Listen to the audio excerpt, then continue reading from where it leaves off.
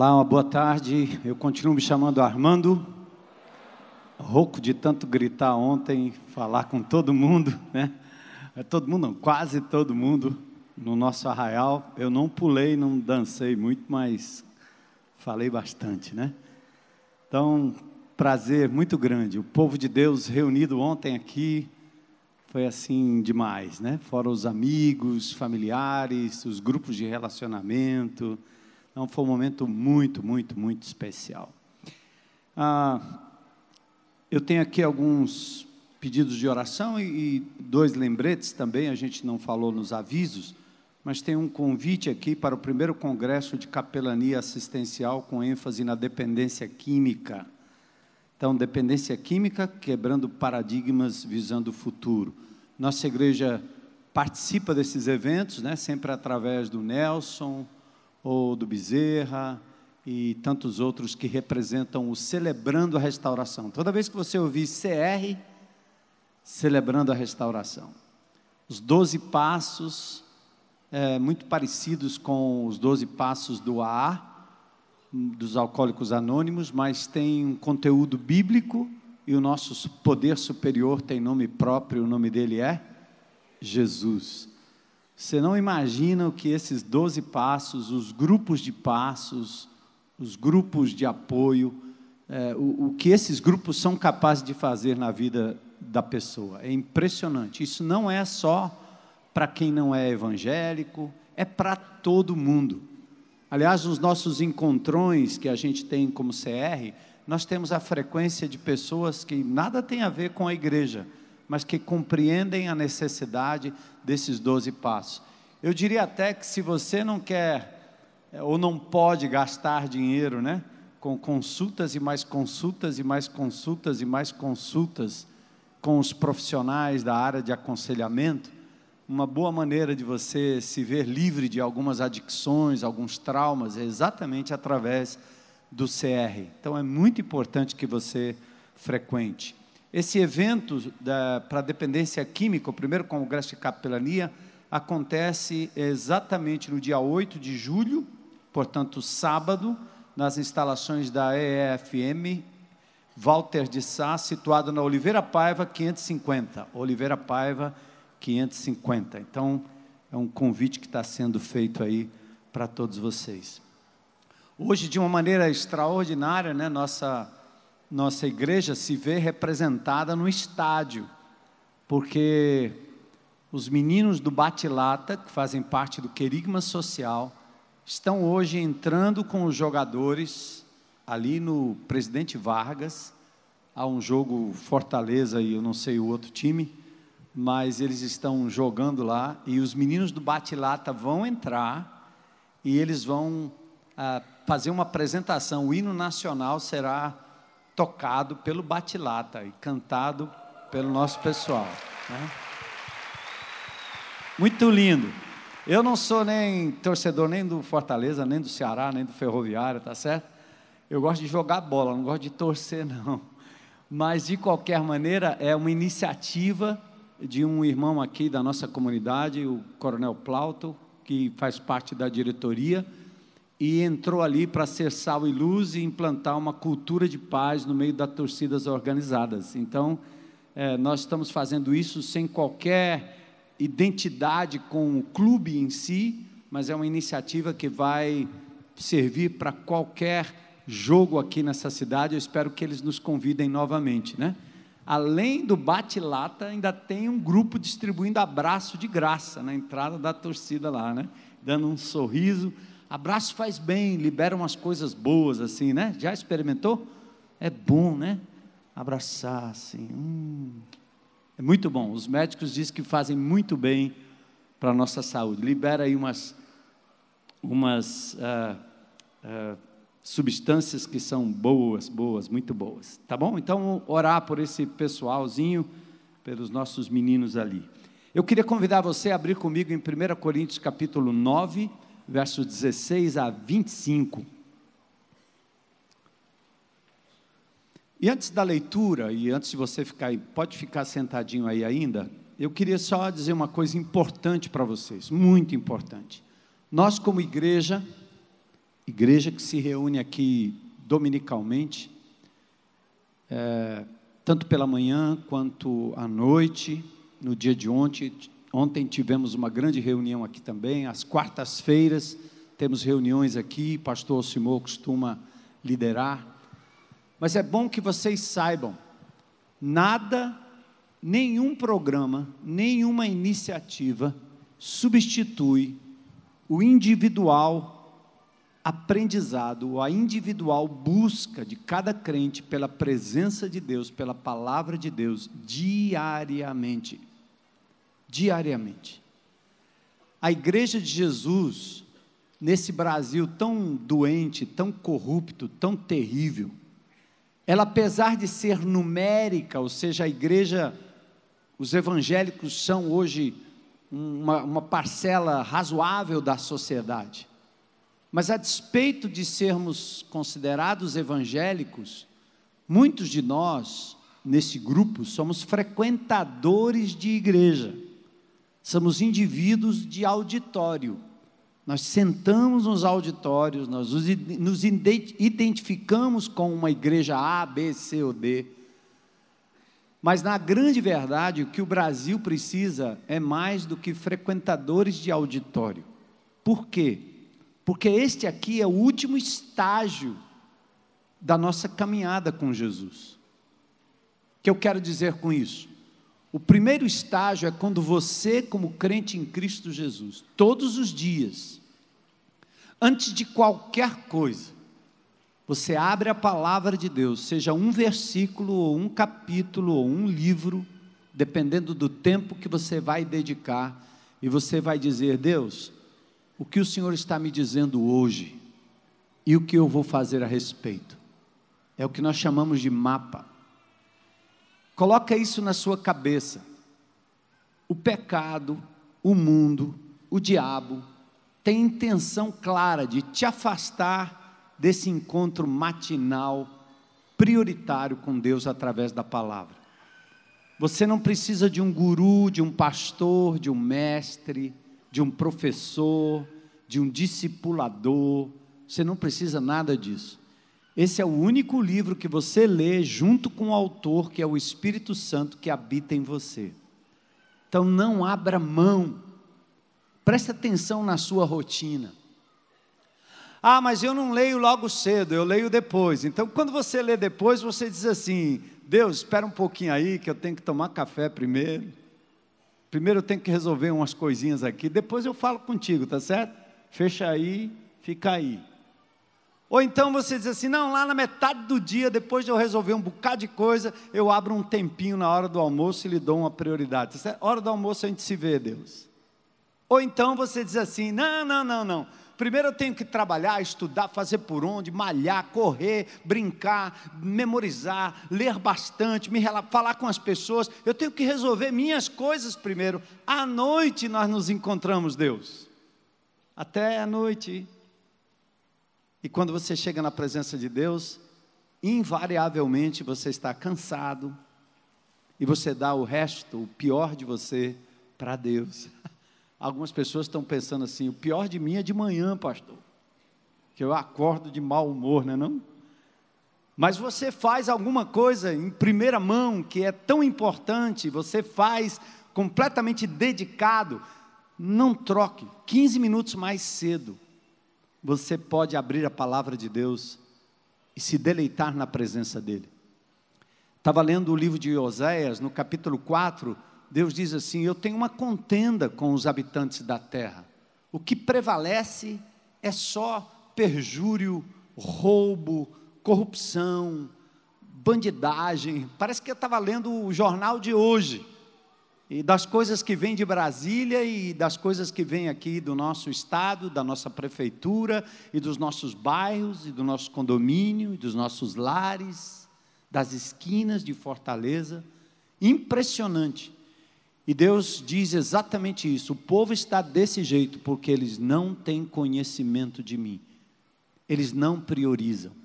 E no capítulo 6 de Oséias, ele ainda reforça dizendo: eu não quero sacrifício de vocês, eu não estou interessado em que vocês cumpram ritos como discípulos de Jesus.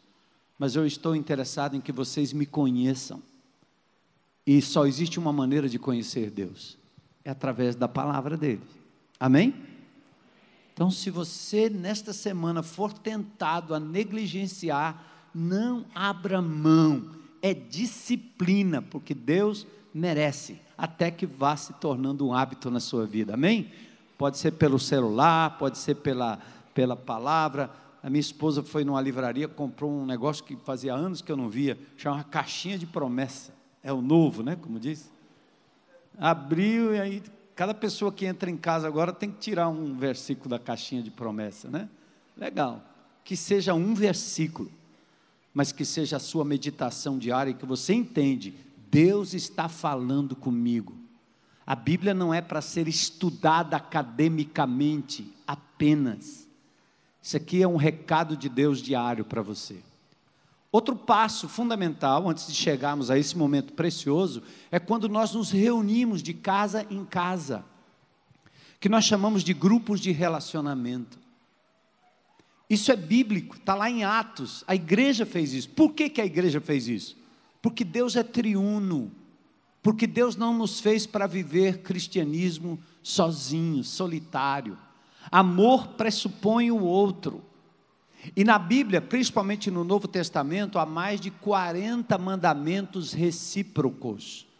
O termo grego alelos, uns aos outros. Onde o apóstolo Paulo e os demais escritores alertam o povo de Deus a amem-se uns aos outros, admoestem uns aos outros, consolem uns aos outros, aconselhem-se mutuamente. Olha, tem tantos mandamentos recíprocos ali, que você não vive isso sozinho. No momento que você tem comunhão e intimidade com Deus, o próximo passo é você ter comunhão com o seu irmão e conviver com ele. Confessa os pecados, não ao bispo, não ao padre, não ao pastor, mas uns aos outros para serem curados. Olha, a cura quando você fala das suas fraquezas e das suas lutas com alguém. Perdoai-vos uns aos outros, assim como eu vos perdoei. São vários mandamentos recíprocos no Novo Testamento. E não há melhor lugar para se fazer isso do que no grupo de relacionamento. Atentem, grupo de relacionamento não é reunião do grupo de relacionamento. É vida na vida, é a gente saber onde o outro está. Às vezes fora do expediente mesmo, fora do momento, fora daquele momento de reunião. E no momento de reunião, que seja a partilha daquilo que Deus falou ao seu coração, porque nada edifica um grupo, nada mais do que a partilha poderosa da palavra de Deus. O que Deus falou com você pode ser edificante para a minha vida, o que Deus falou para mim pode ser edificante para a sua vida. E aí nós vamos crescer de verdade.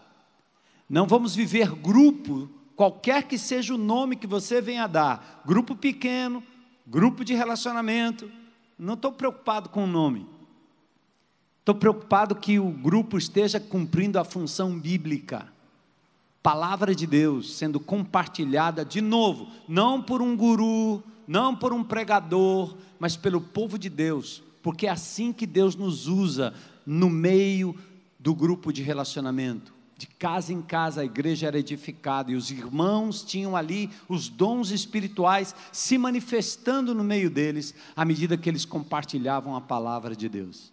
E por fim, depois de estarmos semanalmente ou diariamente diante do Senhor, semanalmente nos encontrando como grupo ou quinzenalmente, aí nós nos reunimos aqui para um grande ajuntamento, uma grande celebração.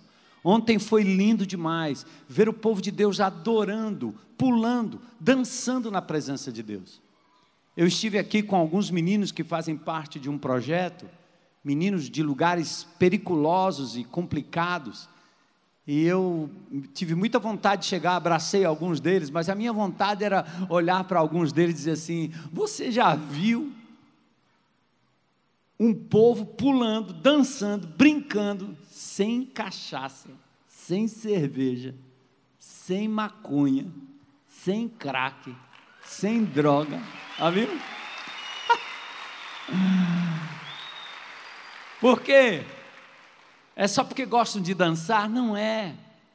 É porque quando você diz livre, livre, sou livre, sou livre, quando você canta essas músicas, você está invocando o nome do Senhor, exaltando o nome do Senhor, e aí nós somos alegres da forma natural que Deus nos fez, e acima de tudo, impulsionados por uma ação do Espírito Santo que vem de dentro de nós. Na Bíblia, quando Davi tocava um instrumento, os demônios fugiam. O tocar de um instrumento pode exorcizar uma casa, uma pessoa. Foi assim na Bíblia. Mas o importante não é o instrumento, é quem toca o instrumento. O importante não é quem canta, não é quem vem aqui na frente, é a vida que está por trás daquele que vem aqui na frente. É que faz com que o Espírito de Deus haja e traga libertação no meio daquela multidão. E assim Deus tem usado Daniel Almeida, Orlando, Daniel Costa, Amarílio e tantos outros que têm aqui vindo para louvar ao Senhor. Então é muito importante isso. E aí eu quero convidar você a fazer uma leitura comigo nesse texto de 1 Coríntios capítulo 9, que nos convida a sermos apaixonados por aquilo que Deus é apaixonado. Amar aquilo que Deus ama, ter a prioridade que Deus tem. Como disse Jesus, quando os discípulos estavam preocupados lá em João capítulo 4, acerca de comida, ele disse: minha comida é fazer a vontade daquele que me enviou. Se somos igreja de Jesus, discípulos de Jesus, essa igreja majoritária que não muda o país, ela não muda porque está cheio de espectadores do Evangelho. E nesta comunidade nós não seremos, pagaremos o preço, perderemos pessoas que preferem o espetáculo, as luzes, mas nós não. Nós queremos povo na presença de Deus. E os frutos e os resultados vão acontecer fora até deste ambiente. Porque são pessoas que andam na presença de Deus e vão salgar a sociedade, salgar a família, salgar o condomínio, dar gosto àquilo que não tem gosto, dar gosto àquilo que traz desgosto. Serão pessoas iluminadas pelo Espírito de Deus a ponto de oferecer, no meio da escuridão, das trevas, da roubalheira, da bandidagem, no meio de tudo isso, são pessoas capazes de oferecer um caminho, como alguém que tem uma lanterna e diz: vem por aqui, é por aqui, vem por aqui, vem, é por aqui, é por aqui. O apóstolo Paulo, alcançado pelo Espírito Santo de Deus, naquele encontro poderoso com Jesus, ele, depois disso, escreveu algo fantástico, 1 Coríntios 9, 16 a 25. Vamos ficar em pé, mudar de posição, quem quiser, não é obrigado, para a gente fazer essa leitura.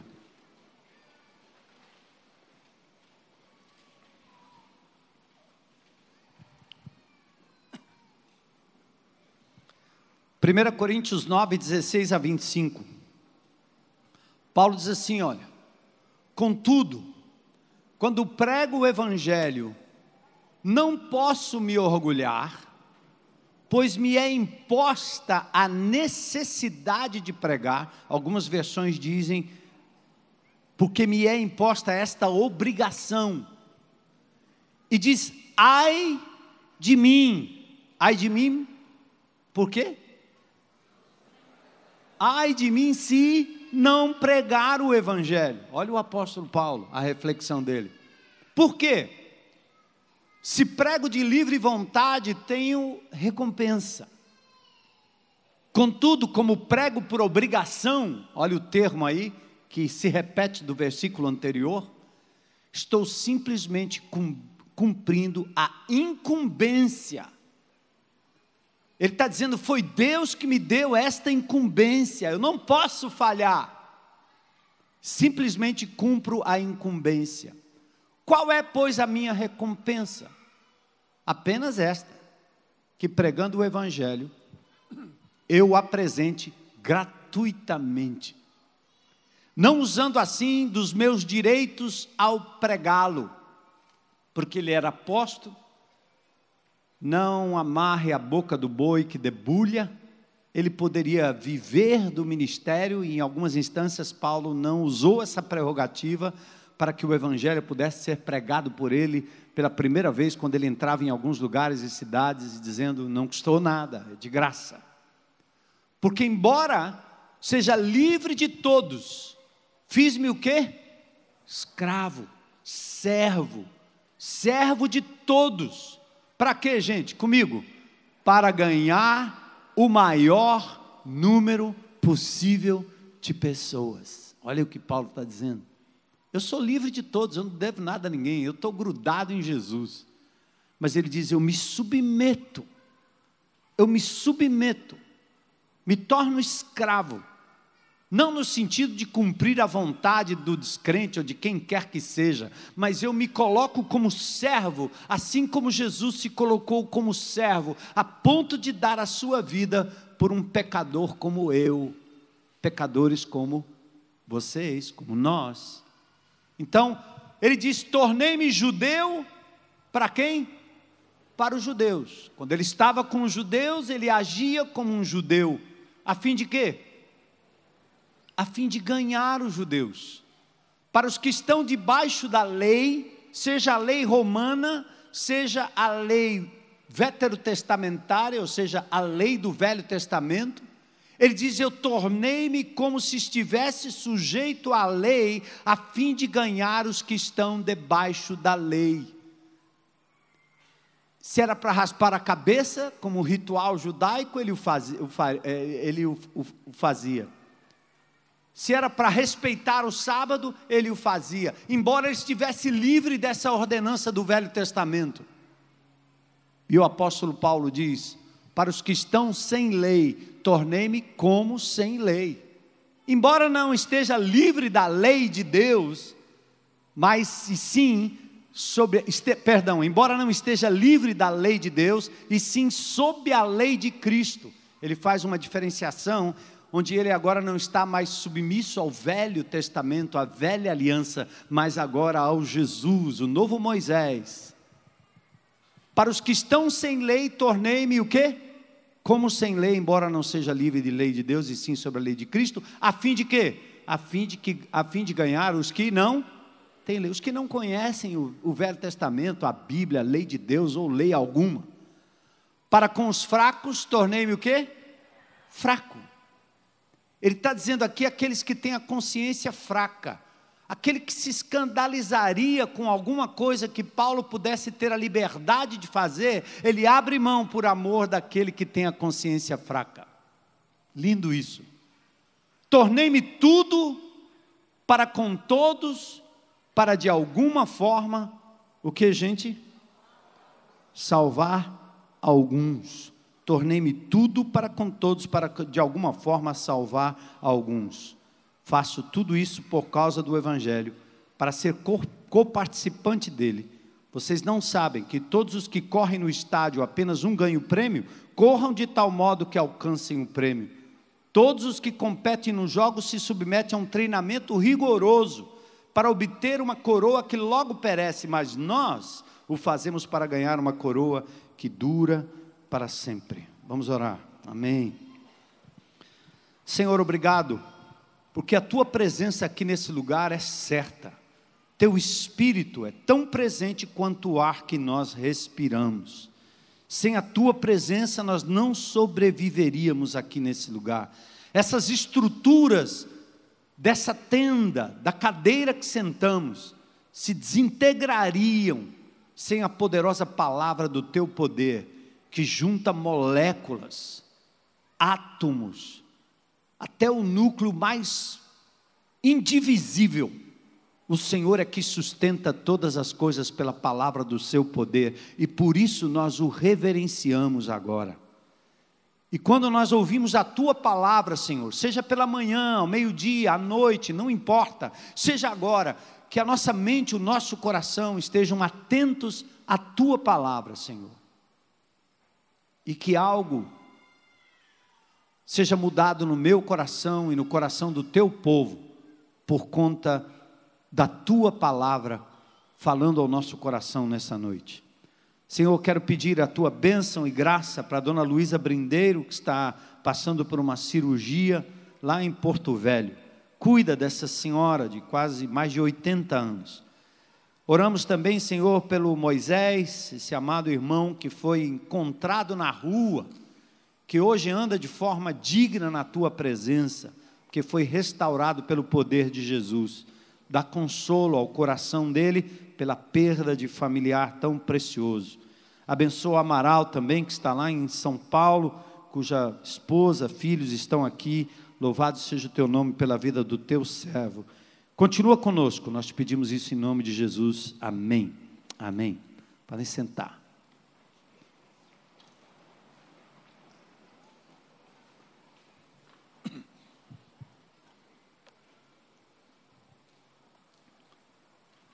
Jesus diz que nós somos o sal da terra e a luz do mundo. Termo fantástico que ele usa. O sal, embora no excesso faça mal, mas ele usa essa comparação, essa metáfora, para demonstrar que o sal dá sabor às coisas, torna as coisas mais gostosas. O sal tem duas funções bem claras. Uma é dar sabor. Quando você assim, está insosso, está sem sal, né? Bota um tiquinho de sal aí pronto, ficou bom. Em excesso é demais. Mas o sal também tem a função de preservar, como a carne de sol, a carne salgada, né? Principalmente naquela época em que não se tinha geladeira nem nada, como é que eles faziam? O sal preserva. Então, quando Jesus diz que nós somos sal da terra, significa o seguinte: tudo que o ser humano faz de forma artificial, induzido pela química, tem que tomar, tem que beber, tem que fazer, tem que mostrar, todo exagero, toda distorção do prazer que Deus deu ao ser humano, como o sexo, por exemplo, aquilo que o ser humano faz e que se torna uma droga, se torna uma coisa de codependência, que extrapola o seu natural.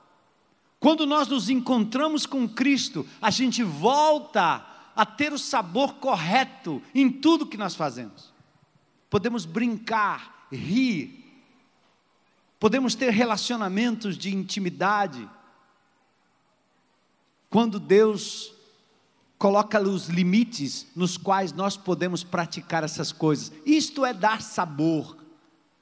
Vale a pena ser homem, vale a pena ser mulher, vale a pena ser casado, vale a pena ser casto, vale a pena se guardar, vale a pena se alegrar sem a droga, vale a pena fazer tudo de forma lícita, porque Deus nos torna sal, que salga, que dá o sabor correto. Outra coisa que eu digo, por isso que no princípio eu fiz questão de dizer a vocês, que parte da sua estrutura individual de encontro com Deus, o poder que nós temos de segurar o apodrecimento da sociedade, entende? A falcatrua tem que parar em você, parou aí, não andou mais. O palavrão tem que parar em você, para aí, não andou mais. A pornografia, lá no site, no WhatsApp, que vem no grupo em que você está, tem que parar em você. Cessou, porque você é sal da terra. Você salga com o sabor de Jesus as coisas, e elas param em você. A guerra, a ira, a briga, a confusão. Lembra a semana passada? Bem-aventurados pacificadores, amém? Foi fácil na semana aí para vocês? Para mim não foi. Mas nós lutamos para sermos pacificadores, não foi não? Isso é salgar, ser sal. Evitar que o mal se alastre. E dar esperança para as pessoas que estão aí fora completamente desesperadas. Você vai fazer o quê? Vai indicar alguém? vai apontar para alguém, não, elas estão olhando para você, ao redor de você. E ao mesmo tempo sermos luz, que ilumina o caminho, que dissipa aquilo que é feito na escuridão, nas trevas, no segredo. Aquelas noias que o indivíduo curte lá atrás, ninguém sabe. Estava falando com um irmão dessa comunidade esses dias e disse: o grande problema que nós temos é o impostor que mora em nós.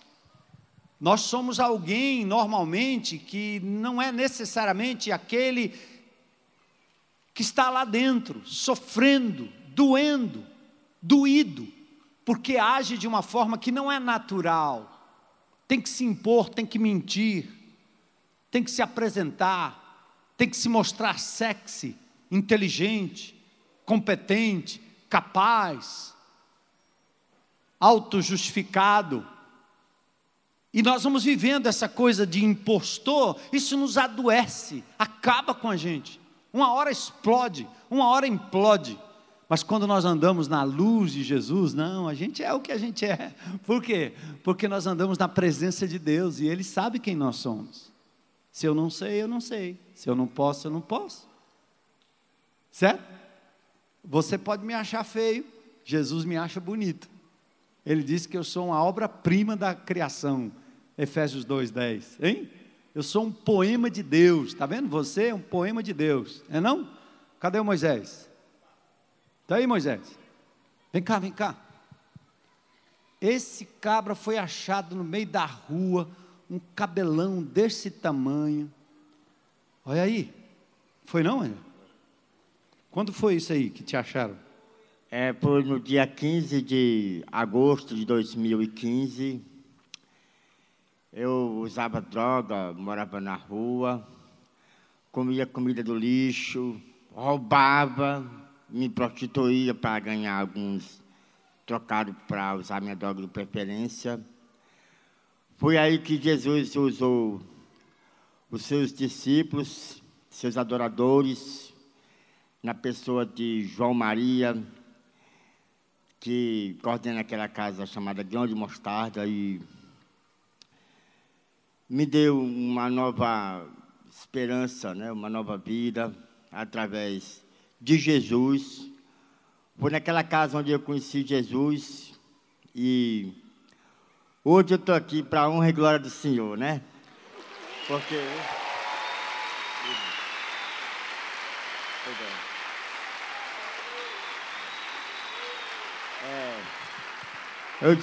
olha, muitas pessoas olhavam para mim e diziam assim: olha, esse cara aí não tem jeito mais não. Esse daí, ó, já era, está derrotado. Mas Jesus olhou para mim e disse: ei, filho, vem para cá, cara. Você é meu, você tem jeito, você é minha obra-prima, cara. Eu te amo.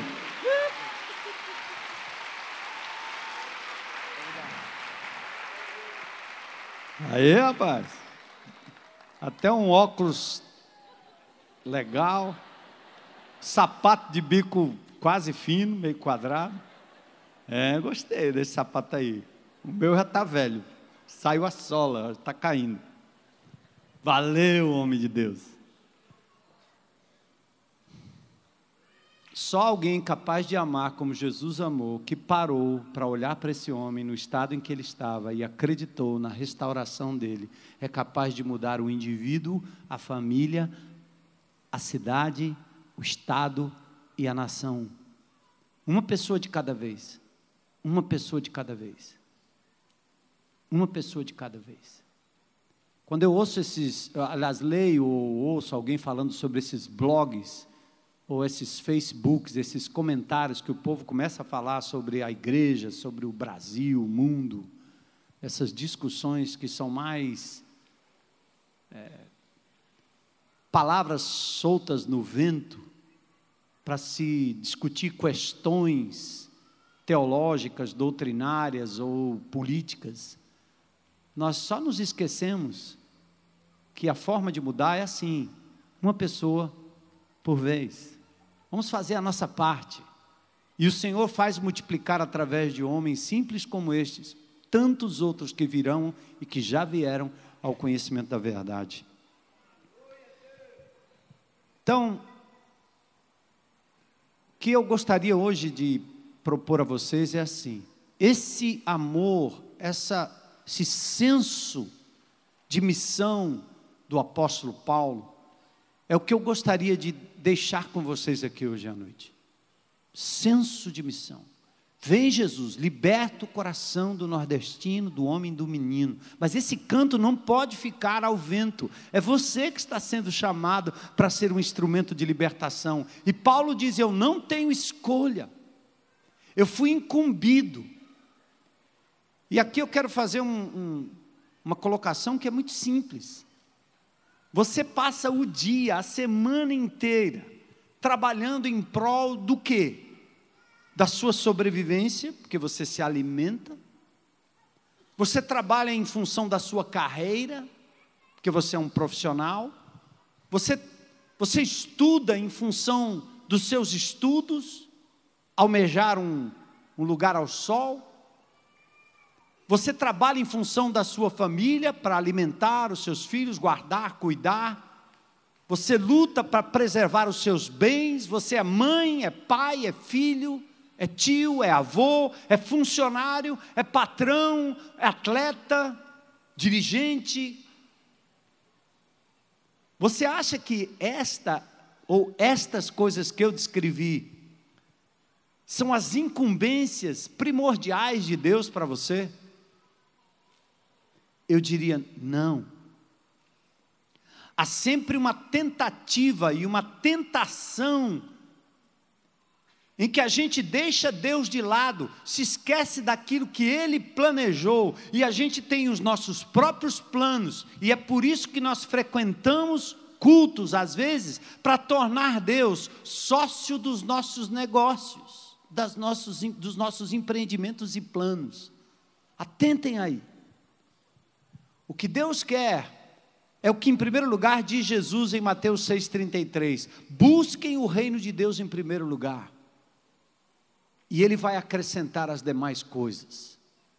Deus não está chateado com o que você está fazendo, mas Ele se entristece quando você abre mão da incumbência que Ele lhe deu, da incumbência primária. Porque, amados, todos nós que somos discípulos de Jesus, que um dia entregamos a vida a Jesus, como eu entreguei há 40 anos atrás, ou mais de 40 anos atrás, no segundo seguinte, no minuto seguinte, a minha conversão, tendo o Espírito de Deus entrado em mim, me dado a certeza da salvação, eu poderia ser levado para a glória, assim como você. A pergunta é, por que Ele nos deixou aqui? Por quê? Porque Ele tem um plano. E o plano não são necessariamente os seus planos, os meus planos, os nossos planos. Você vive em função de planos que você faz para você, para a família, para o futuro, a segurança, o país, o Brasil, o lazer, a viagem. Mas o que Deus está dizendo é, não precisa abrir mão dessas coisas, desde que você não as tenha como as coisas prioritárias da sua vida. Busca em primeiro lugar o reino de Deus. E o reino de Deus significa, nós estamos aqui como soldados, nós estamos aqui como embaixadores de um reino que subsiste num reino de trevas. E a nossa função é esta que o apóstolo Paulo diz, fiz-me tudo para com todos, para ganhar o maior número possível de pessoas. Ele nos resgatou do império das trevas e nos transportou para o reino do Filho do seu amor, Colossenses 1,13. Esta é a nossa incumbência. Nós já estamos dentro. E nós precisamos agora resgatar aqueles que ainda não tiveram a chance e a oportunidade de conhecer o Deus que nós conhecemos, de viver a vida com sabor, de andar na luz e não mais nas trevas, como andava Moisés, como andavam tantos outros. O que falta na gente? É que não demora muito, a gente constrói a nossa tendinha, como os discípulos lá no Monte da Transfiguração. Vamos ficar aqui, o negócio está muito bom, vamos fazer 3 tendas aqui, porque está muito bom isso aqui. E Deus está dizendo, Jesus está dizendo, não, nós temos que descer, nós temos uma missão, nós temos uma função dada pelo Senhor. Então, nós precisamos sintonizar o nosso coração, a nossa paixão, a nossa agenda, a nossa prioridade com a prioridade de Deus. João 3,16, ele diz, eu amei o mundo, Deus amou o mundo de tal maneira que Ele deu o seu Filho, Ele pegou o que de melhor Ele tinha e entregou para que todo o que nele crê não pereça, mas tenha a vida eterna. Põe isso na sua cabeça. E Deus está querendo usar você e a mim para isso, a igreja para isso, o GR para isso, o PG para isso, sua casa para isso, sua carreira, sua vida, seus bens, Deus está querendo usar para isso. Então, à medida que você prossegue ganhando, acumulando, galgando posições na escala social ou intelectual, o que quer que você vá conquistando em nome de Jesus, coloque isso à disposição de Deus. Usa, Senhor, usa isso, Senhor. Se o Senhor me tirou dali, o Senhor me colocou lá, é porque ali o Senhor me tirou, me colocou lá, porque lá agora tem pessoas que precisam de Ti, e eu posso agora voltar onde eu estava e também falar do Teu amor. Jesus em Lucas 19, quando ele diz, olha, os sãos não precisam de médico, mas os doentes sim. Ele diz, eu vim buscar e salvar o que se havia, ou o que estava, o quê? O Filho do Homem veio buscar e salvar o que estava perdido. Isso aqui é uma declaração de missão, entende? No mundo corporativo, visão é o que nós queremos ser no futuro. O que você quer ser no futuro, menino? Visão. Missão. O que você vai fazer para alcançar aquilo que você almeja ser? Então, se você é um discípulo de Jesus, a sua missão é fazer discípulos, porque Ele nos deixou aqui com essa missão. Eu sou de Jesus, você é de Jesus, nós somos deixados aqui para cumprir os desígnios de Jesus, buscar e salvar o que se havia perdido. Não demora muito, nós vamos construindo o nosso próprio castelo, nós vamos construindo o nosso próprio reduto, nós vamos ficando mais envolvidos com a nossa família, com o nosso futuro, queremos saber dos nossos filhos, como estão, como vão, fazemos tudo em função das pessoas que estão ao nosso redor e vamos perdendo a paixão. Há muitos irmãos em Cristo que há anos não têm o prazer de dizer, eu conduzi essa pessoa a Cristo. São soldados que não conquistam território alheio, vivem em função de si mesmos, e aí haja problema, e vocês sabem, problemas eles não se acabam, desculpa aí irmãos, mas só o dia que nós ressuscitarmos dentre os mortos, a incorruptibilidade revestirá a corruptibilidade, esse corpo decaído, essa mente manchada pelo passado, esse HD, depois de tanta luta, tanto desgosto, tanta trombada, tanto problema, tanta disfunção, essa mente que foi marcada pelo pecado, ela só será absolutamente renovada na glória, porque a nossa salvação, ela é um processo, a nossa santificação é um processo. Desenvolvei a vossa salvação com temor e tremor, diz o apóstolo Paulo. Até lá nós vamos ter lutas, vamos ter problemas em nós mesmos e ao nosso redor, mas a nossa função é tirar pessoas das trevas. Tira das trevas, traz para Jesus. Reconheça que você é responsável. Lembra do Paulo que ele disse, ai de mim, ai de mim. Sabe por que ele diz isso? Esse ai de mim é um lamento, que diz assim, é uma interjeição, que diz, ai de mim, se eu não fizer. Vem à mente do apóstolo Paulo, Ezequiel capítulo 33, quando Deus diz assim, olha, eu mandei você falar para o ímpio, para ele se arrepender. Se ele não se arrepender, você falou, tudo bem. Mas se o ímpio não se arrepender, porque você se calou, eu vou requerer o sangue dele da sua mão. Ouviu? Ouviu? Pesado, né? Significa que os que estão passando pela minha vida, estão indo embora, estão indo em direção ao inferno, um dia vai ter uma contabilidade. O que é que você fez? Você avisou o ímpio? Muita gente lê esse texto no Velho Testamento e diz, isso é para o Velho Testamento.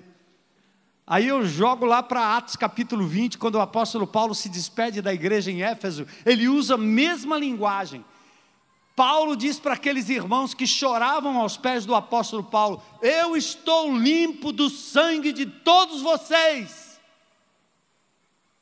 porque dia e noite eu não cessei de falar desse Jesus. Eu quero um dia ser levado pelo Senhor para a glória, e eu quero que Ele me diga um dia, o que é que você fez em Fortaleza, pastor? O que é que você fez, meu filho? Você proclamou o meu nome, você levou o meu povo a assumir a responsabilidade de me buscar pessoalmente e de falar do amor de Jesus. Sim, porque eu não posso pregar para todo mundo. As pessoas que estão no seu alcance, no seu raio de alcance, elas estão indo, perecendo para o inferno sem Jesus. Uns dias atrás eu vi um pessoal postando, né? Aí nós temos que ir lutar no Congresso, porque o Temer agora vai botar todos os muçulmanos aqui para dentro, e esse país vai ser um problema. Vai ter homem-bomba para todo lado. Homem-bomba? Tem homem-bomba em cada esquina, bombado no crack, em cada condomínio dessa cidade, em cada festa de gente rica e de gente pobre, tem bomba demais, os pobres do muçulmano. Aí os crentes ficam com essas noias, passando essas coisas bobas, sem reflexão daquilo que a palavra de Deus diz sobre este assunto. Nosso assunto não é defesa de direitos humanos. Ninguém defende mais os direitos humanos do que a Bíblia. Aliás, direitos humanos só existem nesse país, só existem no mundo, porque os reformistas, os homens de Deus, abriram a palavra de Deus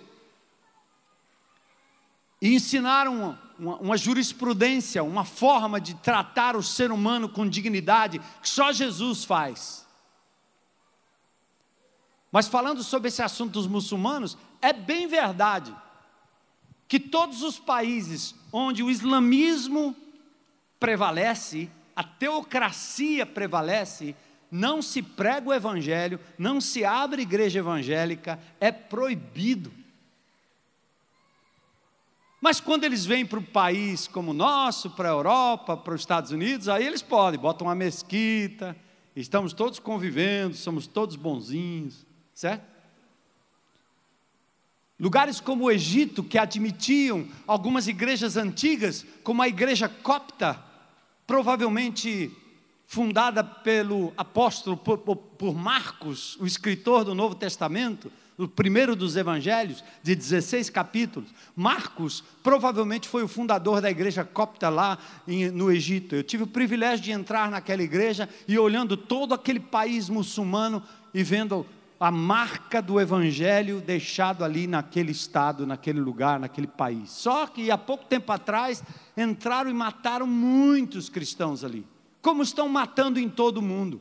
Então, não deixe eles entrarem. Eu digo, não mexa com isso não, meu irmão. Pense assim, não existe oportunidade maior para se evangelizar muçulmano do que aqui, porque se Deus colocar eles no meu caminho, eles vão ouvir falar do amor de Jesus. Amém? Está pronto?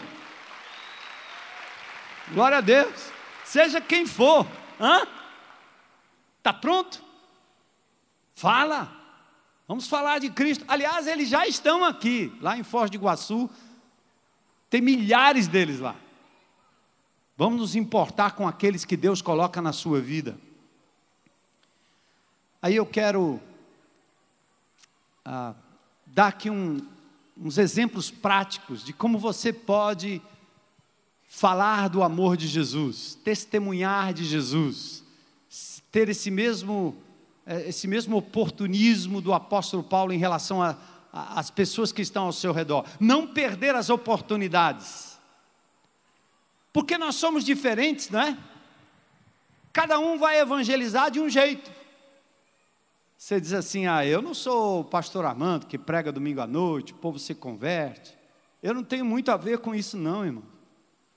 Porque a conversão é como uma corrente, são vários elos. Deus vai tocando a vida de uma pessoa a partir do nascimento, e várias pessoas contribuem para o elo da corrente, até que essa pessoa se converte, como aconteceu comigo. Menino pequenininho, 5, 6 anos de idade, levado para uma escola bíblica lá, uma escola bíblica de férias, um negócio de jovens lá, de crianças, e eu vim com um quadrinho para casa, com os versículos memorizados. Algumas mulheres piedosas passavam na minha rua, uma delas era a dona Palmira, que eu só via os pés dela passando, pequenininho, olhando pelo portão, e pronto para jogar uma baladeira naquela mulher. E ela passava: oi, cadê sua mãe? Cadê seu pai? Estão na feira. E eu olhava para minha irmã: essa mulher aí, ó. Depois virou minha sogra, né?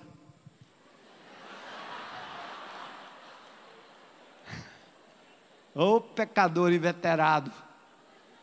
Até a dona Julieta, já contei para vocês, né? Com um menininho, eu perturbava a dona Julieta. O marido dela trabalhava à noite e ia dormir pela manhã quando chegava em casa. E eu passava com um carrinho de rolemã, fazendo barulho.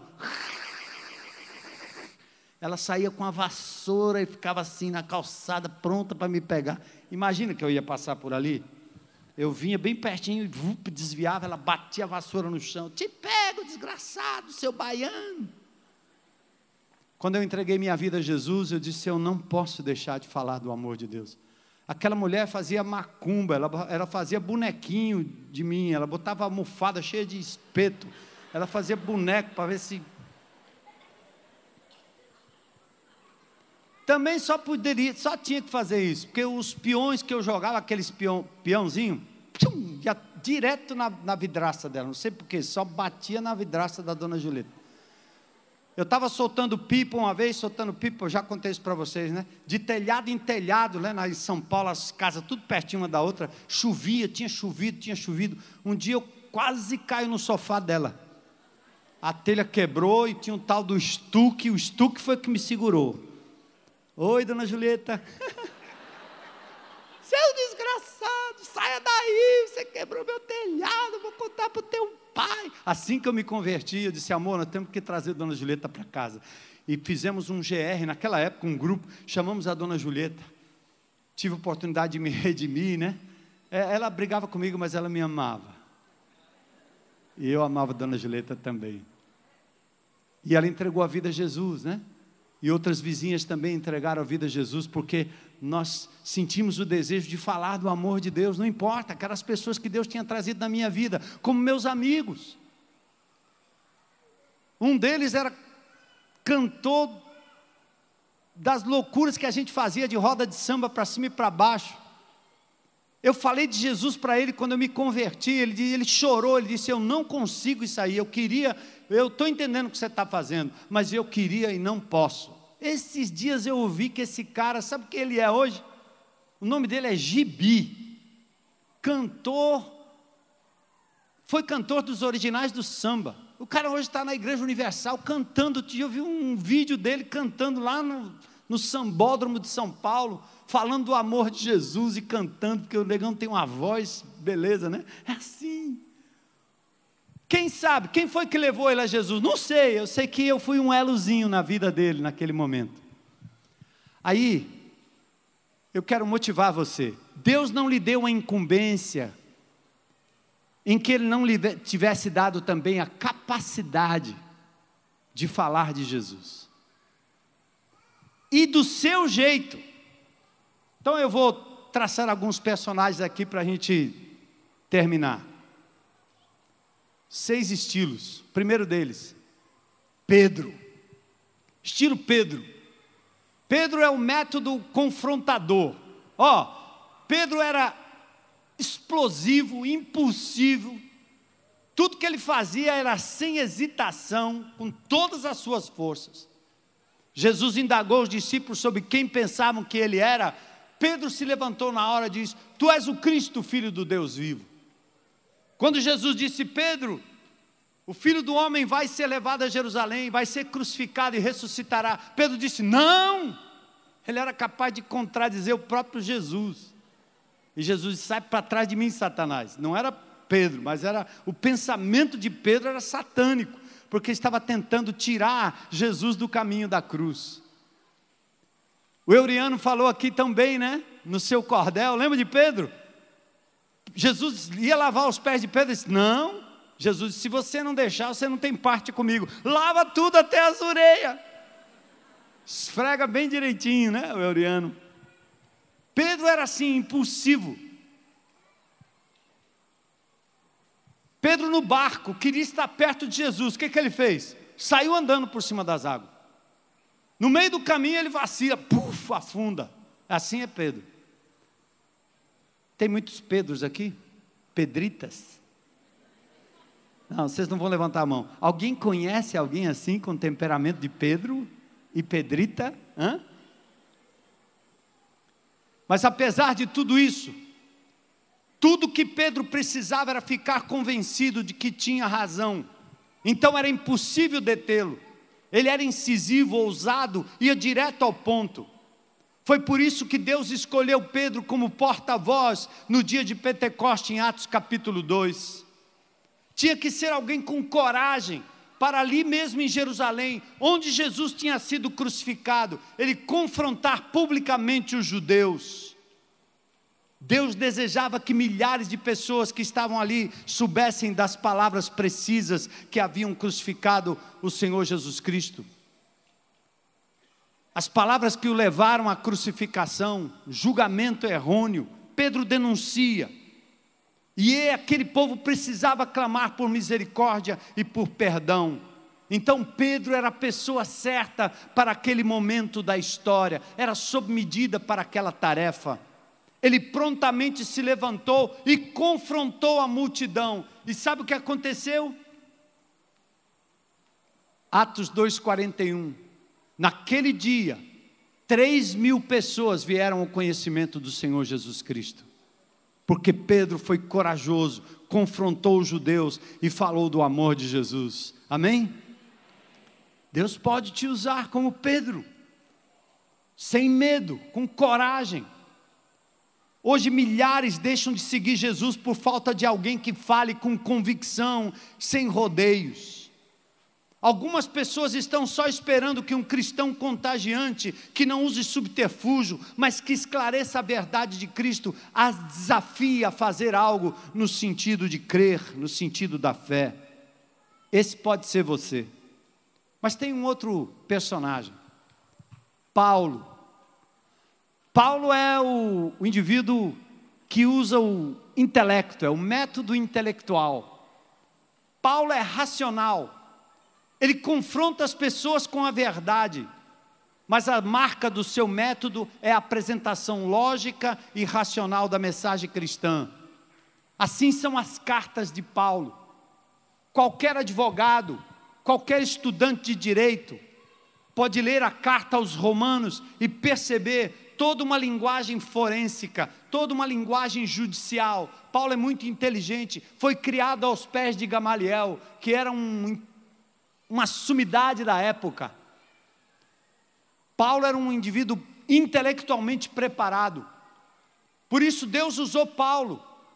Quem mais poderia ter ido até o Areópago, lá em Atenas, no meio dos epicureus e dos estoicos, correntes filosóficas, uma delas crendo que o prazer era o bem maior, outras que a razão era o bem maior, outra corrente.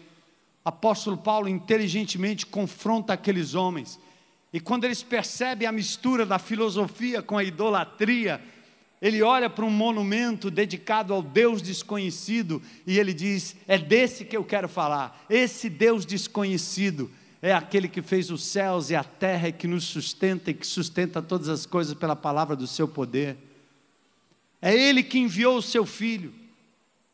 Ele que está esperando o tempo certo para que haja arrependimento. O apóstolo Paulo pegou esse Deus desconhecido e o tornou conhecido daqueles que estavam ali no Areópago.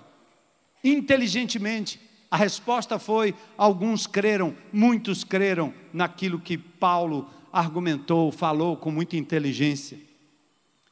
Pedro não ia aguentar esse blá blá blá. Pedro não ia ter a inteligência para aquilo. Era um homem bruto, era um homem firme, era um homem direto. Pedro não foi talhado para aquele tipo de coisa, mas Paulo foi. Então há pessoas assim ao seu redor. Não adianta você usar palavras de efeito, porque quando você diz para o indivíduo pula, ele não fecha os olhos e pula, ele só pula se ele souber a base e o que tem depois. Por isso é preciso às vezes argumentar, mostrar a lógica da criação. Há muito embasamento na própria ciência, daquilo tudo que está na palavra de Deus.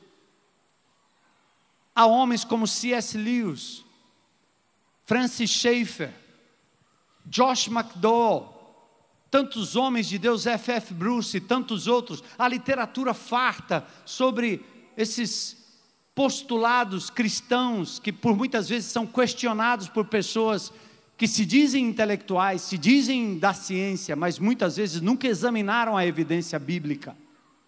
Quantas vezes eu conversei com pessoas que se diziam ateus, e a primeira pergunta é o seguinte: você acredita nesse livro? Ele disse: não, isso aqui é uma invenção humana. Quais são os seus argumentos? Você já leu alguma vez? Disse: não, nunca li. Como é que você vai me dizer que é inteligente recusar e refutar algo que você não conhece? Leia. E nesse simples desafio e exercício de desafio à leitura, muitos acabam entregando a vida a Jesus no final da história. Se não por mim, por outros, por outros, por outros. Muitos assim o fizeram. Então é preciso conhecer que a base de toda a ciência veio exatamente na época em que homens acreditavam no Deus Criador, no design inteligente. Então assim é Paulo. Talvez você seja um Paulo. Agora tem um terceiro aqui, João capítulo 9, é o método testemunhal. O cego de nascença. Aquele homem era cego de nascença. Os discípulos logo começam: Jesus, quem pecou? Foi ele ou foram seus pais para ele estar desse jeito? Jesus pega barro, molha com a saliva, põe no olho do cego, manda ele se lavar bem ali e ele passa a ver. Quando ele vai para o seu reduto familiar, ele logo encontra os opositores e os caras querem argumentar: quem foi esse? Quem é ele? Então como foram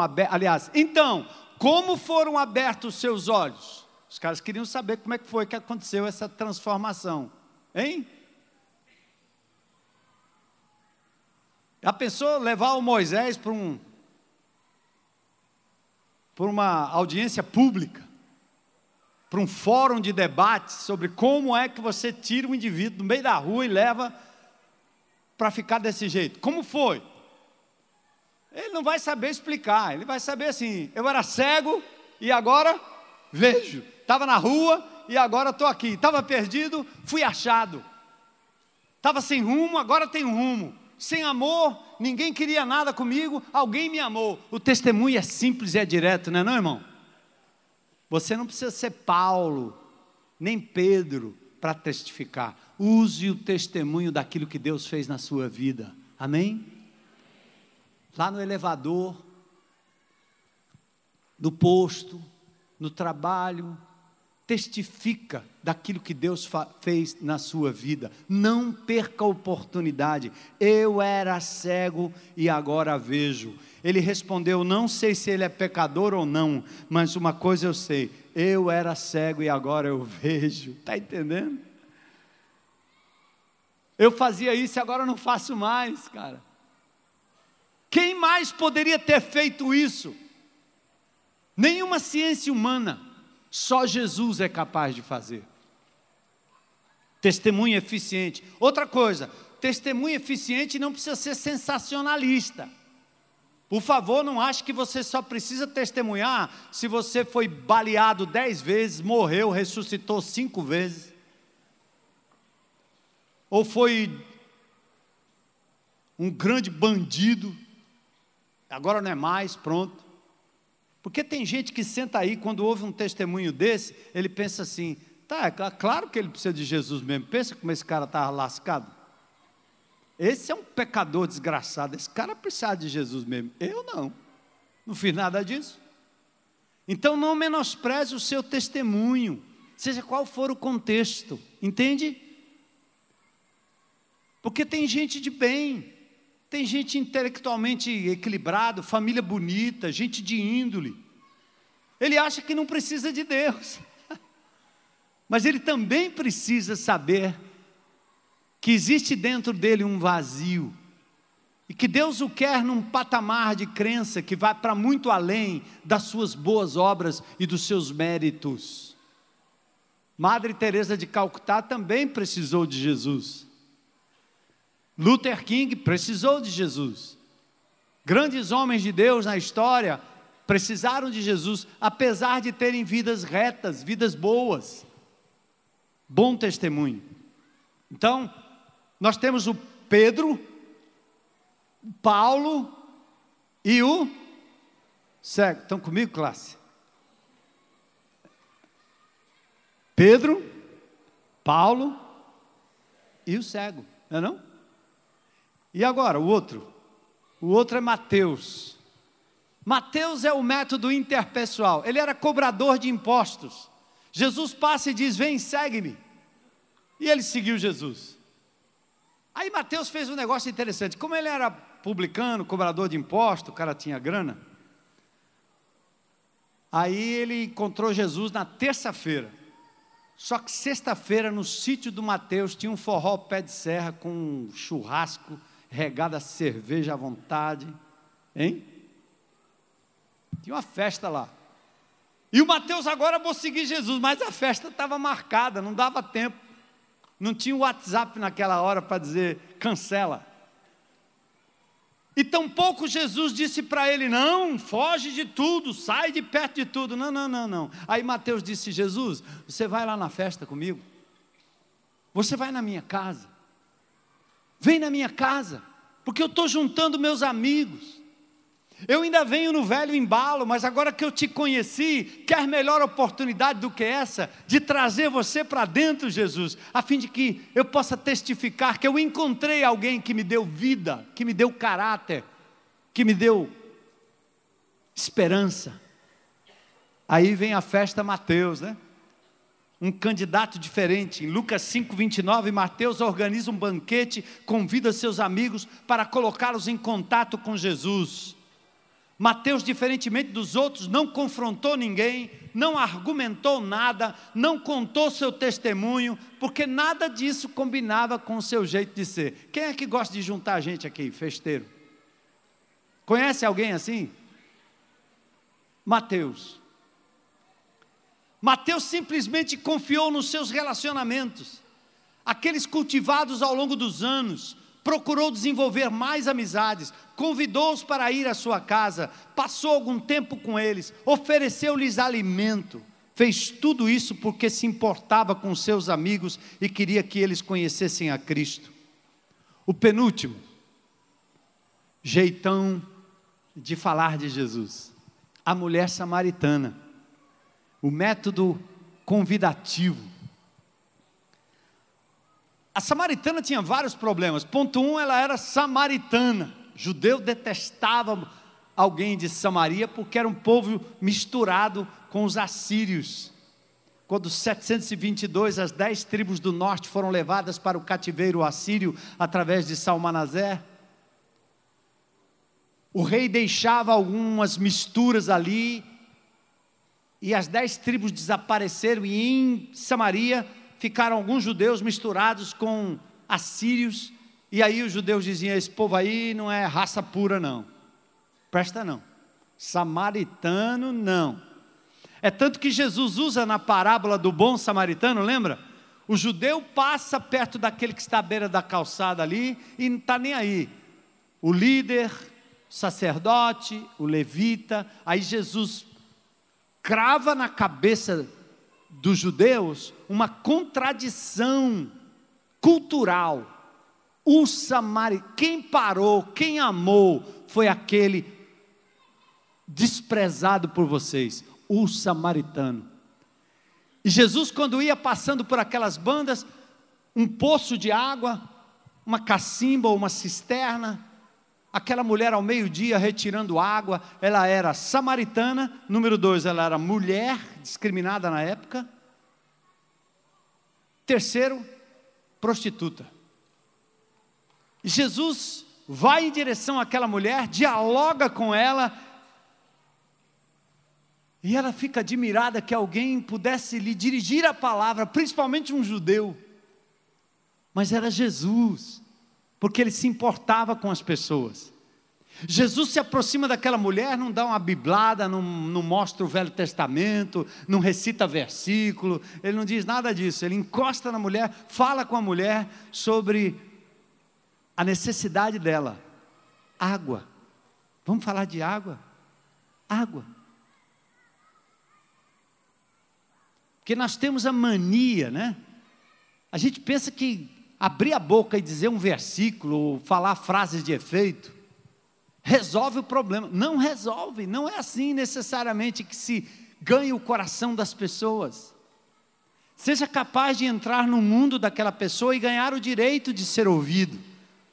Por isso Jesus fala de água. Aí ele passa de uma água viva que só ele poderia dar. A mulher questiona com ele, e daqui a pouco Jesus disse: chama teu marido. Ela diz: não tenho marido. Aí Jesus: você falou bem, você tem 5. Aí lá dentro aquela mulher disse: meu Deus, esse homem sabe tudo sobre a minha vida. Ela se entrega ao Senhor Jesus, e o que ela faz? Ela volta para o lugar de Samaria, de onde ela veio, e lá provavelmente ela se encontra com aqueles que eram agora, ou foram seus amantes, que usavam aquela mulher. Ela testifica desse Jesus, desse profeta, desse homem de Deus, que falou com ela com ternura, que deu a ela um caminho, que falou sobre adoração em espírito e em verdade. E ela volta com aqueles homens, e os homens vêm correndo para ver quem era esse camarada, quem é essa pessoa. É lindo, é o convite, é o vem comigo, vamos junto, eu quero te mostrar, traz para casa, traz para o GR, convida, traz para a comunidade, vem do lado, traz, eu não sei falar, eu não sei argumentar, eu não tenho tanta coragem assim, mas eu sei me relacionar com pessoas, e por isso eu convido essas pessoas para virem para um ambiente onde o Evangelho possa ser testemunhado. E aqui eu faço um parênteses a vocês. Nós gostamos de festa de casamento, chá disso, chá de aquilo, festa de aniversário, né? Bolo, aniversário. Gostamos de fazer aniversário para criança de 1 ano, 2 anos, 3 anos. Agora parece que tem aniversário a cada semana, né? Semana 1, semana 2, semana 3.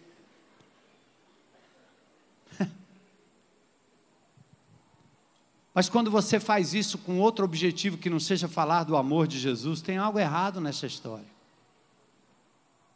Então toda vez, eu já vi aqui adolescentes, meninas e meninos, que ao completarem 15 anos de idade, pediram uma coisa só: eu quero um momento em que eu possa trazer os meus amigos e falar do que Jesus tem feito na minha vida. 15 anos de idade, eu não quero viagem, eu não quero nada.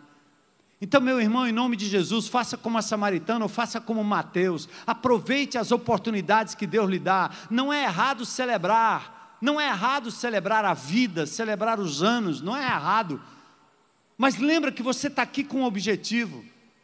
Junte seus amigos, um churrasco, um futebol, um passeio, qualquer coisa, mas faça como um encontro facilitador, onde essas pessoas vão ter oportunidade de ouvir um testemunho da graça de Jesus. Você abre a boca e fala que foi Jesus que lhe deu mais 1 ano de vida, e que mais do que 1 ano de vida, Ele lhe deu uma nova vida. Amém? Bora, irmãos, aplauda o Senhor. Glória a Deus. E por fim, para a gente terminar, Dorcas, ou Tabita de Jope. Ela evangeliza pelo método assistencial. Dorcas, no Atos capítulo 9, verso 36, diz a palavra de Deus que ela estava cheia de boas obras e esmolas que fazia, ou que dava. Dorcas era uma mulher, uma artesã. Tudo que ela fazia era em prol de outras pessoas. Uma roupinha para alguém, um sapato para alguém, uma luva para alguém. Ela fazia o bem. É tão maravilhoso essa mulher. Ela silenciosamente praticava o método assistencial de evangelismo. Criava no coração da outra pessoa uma ponte para falar do amor de Deus. Seu trabalho era tão importante que quando ela morreu prematuramente, Deus enviou Pedro para ressuscitá-la dos mortos e recolocá-la de volta no serviço. E em consequência disso, muitos creram no Senhor Jesus. Amém? Agora que os homens estão olhando para mim dizendo, eu não sou Dorcas. Mas você é mecânico? Eletricista? Quais são suas habilidades? O que você tem feito para ajudar o próximo? Aproveita a oportunidade. Eu gosto de mecânica, não sou mecânico. Gosto de pilotar, entendo um pouquinho. E gosto de tirar a gente do prego. Então, quando eu vejo alguém com um carro de boca aberta, eu vou logo perguntando, o que houve? Posso ajudar? Já tirei alguns irmãos do prego. Né? Carro quebrado, fui lá. Não sou mecânico, por isso não precisa mandar e-mail, nem WhatsApp. Eu não tenho oficina, nada disso. Mas hoje de manhã eu falei sobre isso, quando eu ia subindo ali, tinha um carro com a boca aberta. Aí quando eu parei assim do lado, eu disse, meu irmão, o que houve aí? Ele disse, não, a bateria já está vindo aí, está chegando e tal. É alguém da comunidade aí. Uma forma de você criar uma ponte no coração do outro. Eu posso ajeitar uma lâmpada para você, eu posso ajeitar alguma coisa da sua casa que você não tem condições de fazer, eu tenho, eu posso fazer um artesanato, eu posso fazer qualquer coisa, ajustar seu computador, te ajudar com o seu tablet ou coisa parecida. Então, pessoas que gostam de servir. O método Dorcas não é só para mulheres, mas acima de tudo, seja você mesmo e fale do amor de Jesus. Testemunhe como sal e como luz. Olhando para esses métodos, você pode suspirar aliviado, certo? Deus tem algo especialmente feito para você.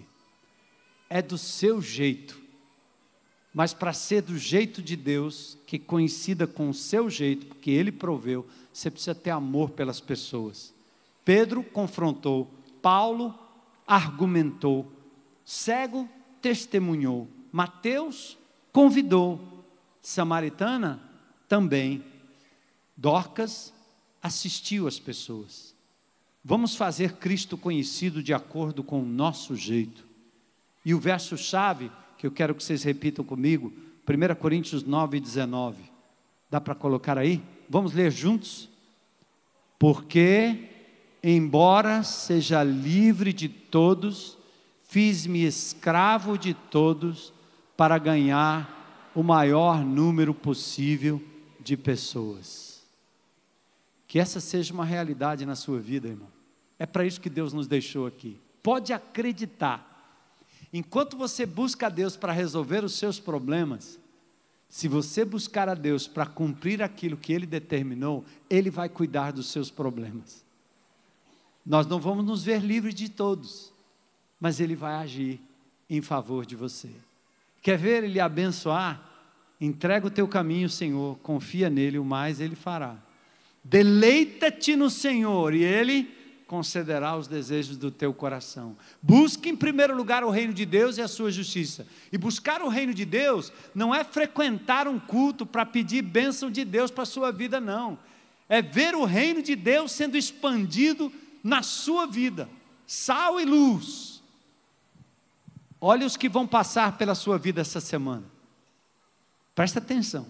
Deus vai mandar muitos. Eu vou ficar atento, porque vai acontecer. Deus vai mandar. E eu estou dizendo aqui, usa-me, Senhor. Usa-me, Senhor. Amém? Usa-me, Senhor. Quero perguntar aqui hoje à noite, se tem alguém nesse auditório que gostaria de aberto e publicamente, ou talvez lá na internet, lá na tendinha, de dizer, eu quero esse Jesus. Eu quero Jesus como meu Senhor, meu Salvador. Quero segui-lo. Quero andar com Ele. Quero estar com Ele. Tem alguém aqui que veio a esse auditório, gostaria de hoje à noite tomar uma decisão por Jesus? Se tiver, levanta a sua mão aí, com coragem, né? Para dizer, hoje é meu dia. Eu quero Jesus como meu Senhor e Salvador. Mas se não, nós estamos lidando com o povo de Deus aqui, né? Então eu quero que você diga assim, hoje à noite, você entendeu o que Deus disse? Então diga só, eis-me aqui, Senhor. Responda dizendo, eu estou pronto, eu estou disposto, eu não sei bem, eu não sei se eu levo jeito, mas o Espírito de Deus há de te dar coragem. Ele vai falar, Ele vai te usar, quando você disser, eis-me aqui, envia-me a mim, eis-me aqui, envia-me a mim. Essa cidade não vai ser a mesma, teu condomínio, teu trabalho, tua família.